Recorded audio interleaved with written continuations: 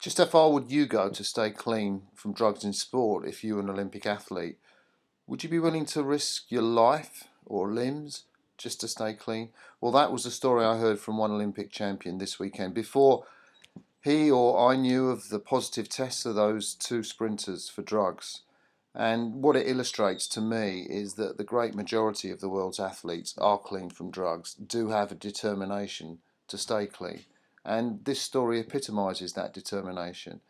The guy who told it me is a friend of mine and is an Olympic champion. And it's about before they won the Olympics and a huge infection that swelled his foot up to over twice his normal size.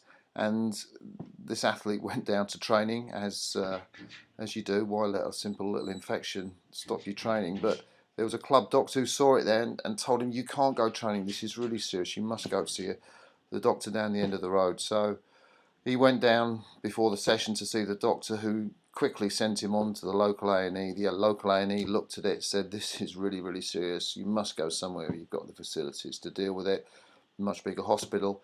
He went into the A&E there, and they quickly put him through all the procedures. And anyway, he was faced with this female doctor who said, "Look, this is really serious. It could involve septicemia. You could lose your life.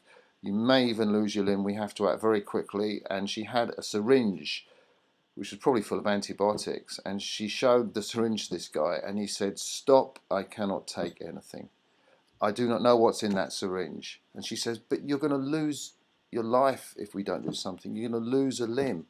And he said, "Do you realize I am an athlete? I cannot take anything unless I know what it is." And she said, she got really annoyed. "I don't care if you're an athlete. My job is to save lives." And he said, "No, I must not take anything." And so you had this drama played out where the athlete would refuse to take the things that could save his life or his limb until a doctor had been contacted who knew what was on the banned drugs list, knew what was in the syringe, and say, "Look, it's okay."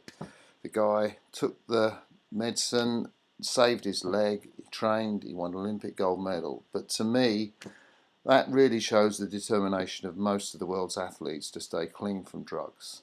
And I think, really, on the reflection of the news, that's what I'd like to take from it.